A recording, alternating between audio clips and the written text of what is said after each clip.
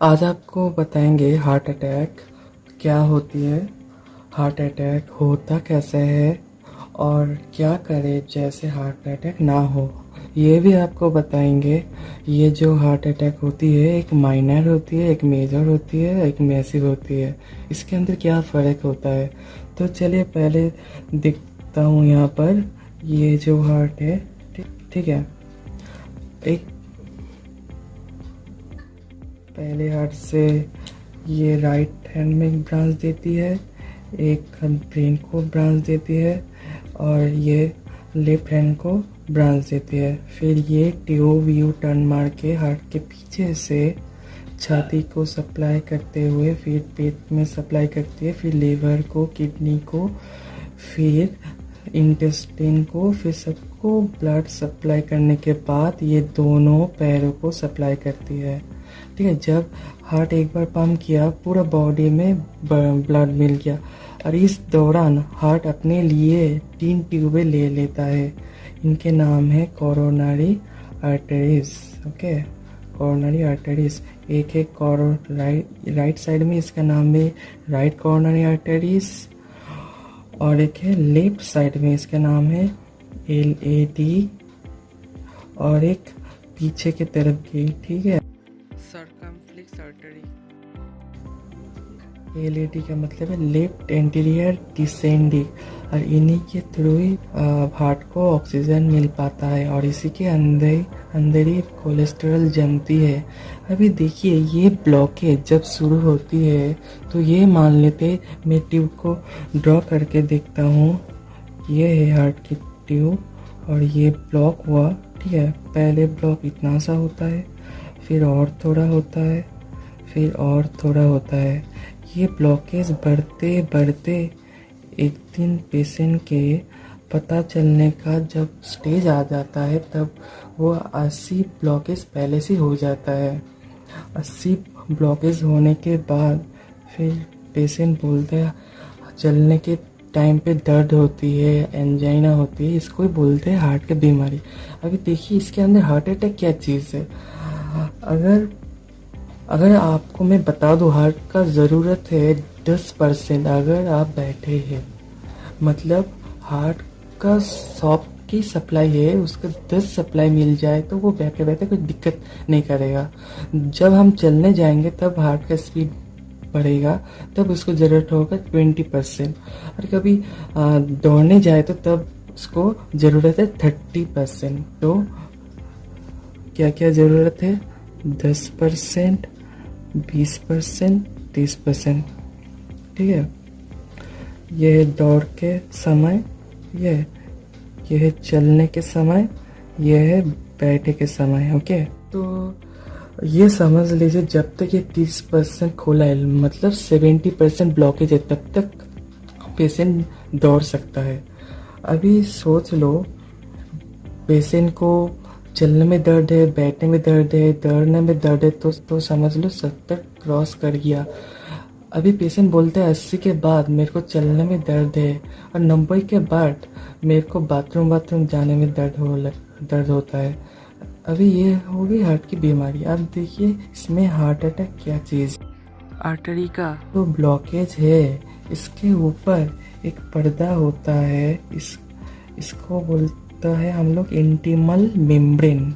और ब्लॉकेज बढ़ता जाए एक समय ये पर्दा बस्ट कर जाती है। अभी ये जब बस्ट कर जाती है, यहाँ पर जब खून जाता है, यहाँ पर बस्ट करने के टाइम में यहाँ पर क्लॉट कर जाता है और 100% ब्लॉकेज हो जाता है, तब इसको कहते हैं हार्ट अटैक। अभी ये बस्ट करने के 1 मिनट के अंदर 100 हो जाती है ब्लॉकेज। अभी 100 जहाँ पे ब्लॉकेज हो गया, अभी मान लेते हैं यहाँ पर 100 ब्लॉकेज हो गया, ठीक है। तो ये क्या होगा, ये हार्ट का हिस्सा पूरा डेड हो जाएगा। इसको बोलते हैं हार्ट अटैक। मतलब हार्ट का एक हिस्सा डैमेज हो गया, ये हो गया हार्ट अटैक।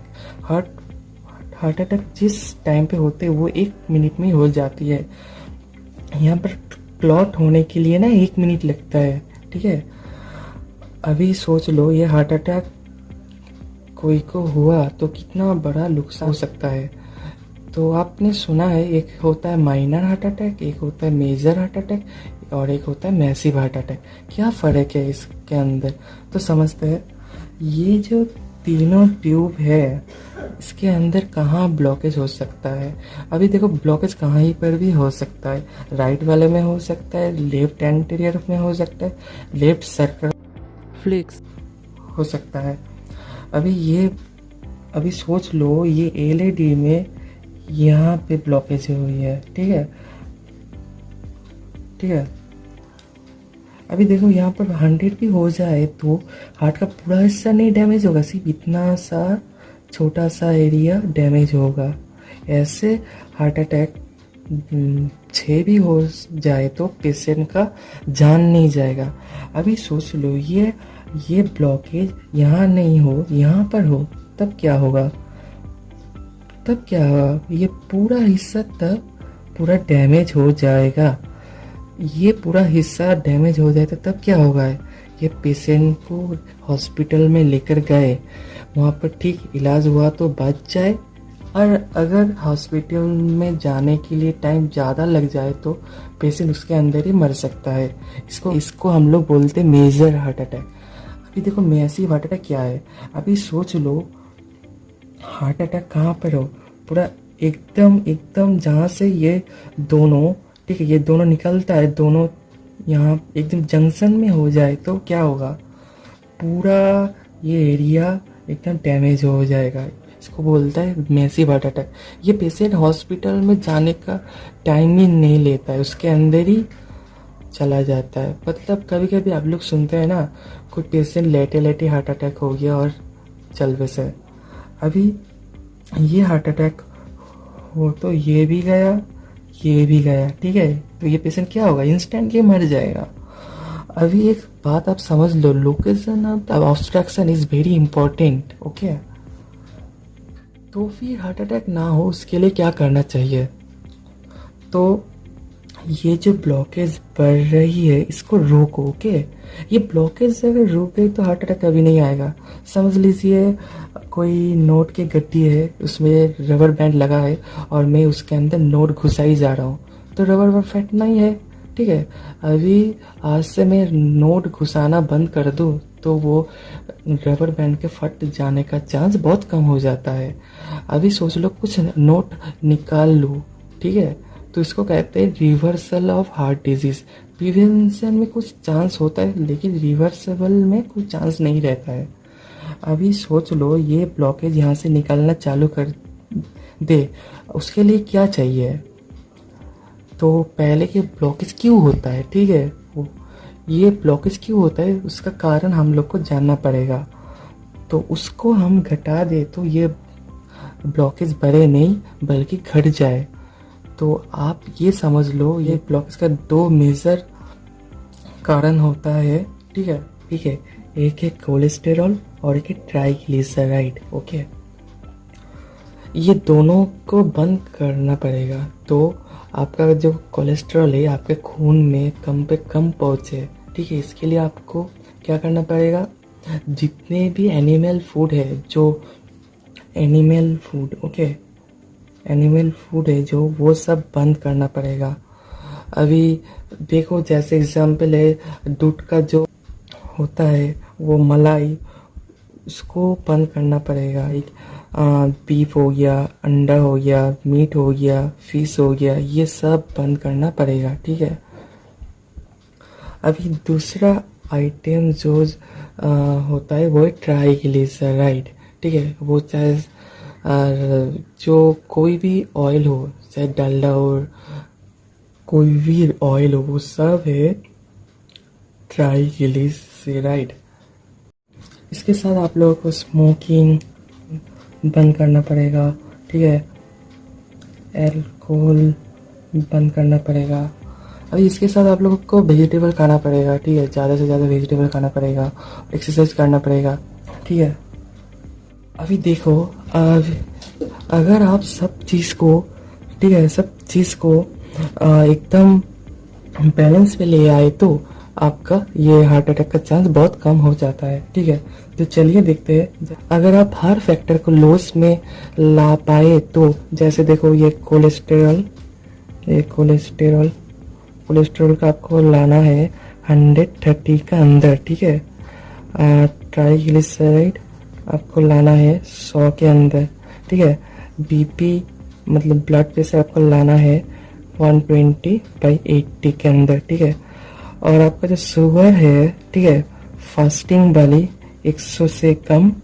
ठीक है, 100 से कम। और बीपी वाले खाना के बाद वो होना चाहिए 140 से कम। ठीक है, और ज़ीरो ऑयल लेते हैं तो और ट्राइग्लिसराइड के साथ कोलेस्ट्रॉल कम कर देते हैं तो हार्ट अटैक के चांस एकदम 99% कम हो जाता है। ठीक है, तो वो जो हार्ट अटैक रोकना है तो कोई बाईपास और एंजियोप्लास्टी की ज़रूरत नहीं है। ठीक है, ये जो फैक्टर है, ये सब फैक्टर को आप बैलेंस में ला पाए तो वो ऐसे ही कम हो जाएगा। और जो ये एंजियोप्लास्टी है, ये जो स्प्रिंग है, ठीक है, ये 1 साल 6 महीने 3 महीने में बंद हो जाता है। और ये जो बाईपास सर्जरी है 4-5 साल में बंद हो जाता है। ठीक है, ये जो टेम्पोररी ट्रीटमेंट है ना, इसको असली ट्रीटमेंट माना गया आज के समय में।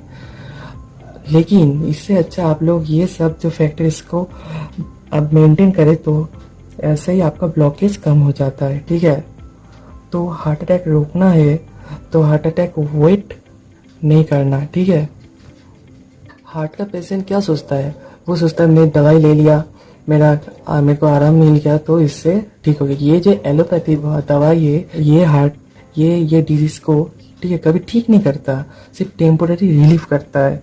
ठीक है, और ये सब कंट्रोल नहीं करता है, सिर्फ वो पेशेंट सिर्फ वो दवाई ले जाता है। ठीक है, वो कार्डियोलॉजिस्ट को पूछ भी ले, सर कभी ये पर्दा फट जाए तो, हार्ट अटैक हो जाए तो तब क्या करूं, तब वो कार्डियोलॉजिस्ट क्या बोलता है, वो कार्डियोलॉजिस्ट बोलता है जब ऐसा हो तो मुझको इन्फॉर्म करो।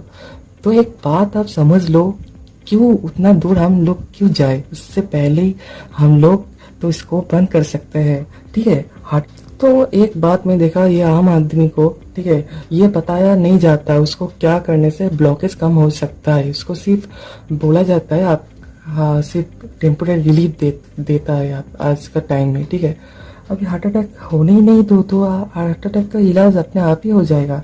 तो ये बात आपको समझना पड़ेगा। ठीक है, हार्ट अटैक होगी कब, जब ये ब्लॉकेज बढ़ाएंगे। ठीक है, एक बात आप समझ लो, ये ब्लॉकेज का सारी कारण आप हटा लो तो हार्ट अटैक का कोई चांस नहीं होती है। ठीक है, तो एनीवे हार्ट का बीमारी में हार्ट का पेशेंट को ये मालूम नहीं होता। ठीक है, और ये ब्लॉकेज बढ़ाता रहता है। अच्छा, ये पर्दा कब फटेगी ये उनको भी मालूम नहीं होता है। ठीक है, अभी देखिए ये जो नॉलेज है, ठीक है, हार्ट अटैक रोकना कैसा है, इसी को हमारा हार्ट का हॉस्पिटल में ऑपोजिट वे में ले जाते हैं। जब हार्ट का पेशेंट का एंजियोग्राफी जाती है, 70-80 ब्लॉकेज मिल जाती है, तब कार्डियोलॉजिस्ट बोलता है ये तो बहुत क्रिटिकल है। अभी बोलता है क्यों क्रिटिकल है, तो फिर बोलता है अभी हार्ट अटैक होने वाली है। ठीक है, अभी ये नहीं बोलता हार्ट अटैक होगी कब, लेकिन बोलता है कल सुबह तक हो सकती है, आप घर जाने के अंदर ही हो जा सकती है, ऐसे ही डरा देती है पेशेंट को। लेकिन ये नहीं बताता है कैसे ब्लॉकेज रोकना है। ठीक है, कैसे ये रिवर्स करना है जैसे हार्ट अटैक नहीं हो। तो इस वीडियो में मेरे को इतना इन्फॉर्मेशन देना था। ठीक है, तो इसका जो दूसरा पार्ट है उसमें मैं समझाऊंगा इसका पैथोजेनेसिस, मतलब हार्ट अटैक के टाइम पे एक्चुअली क्या होता है हार्ट में, और हार्ट का मसल सेल में क्या होता है। ठीक है, और ब्लॉकेज के होने के तुरंत क्या क्या चेंजेस होता है, ठीक है, हार्ट में। तो thank you for watching this.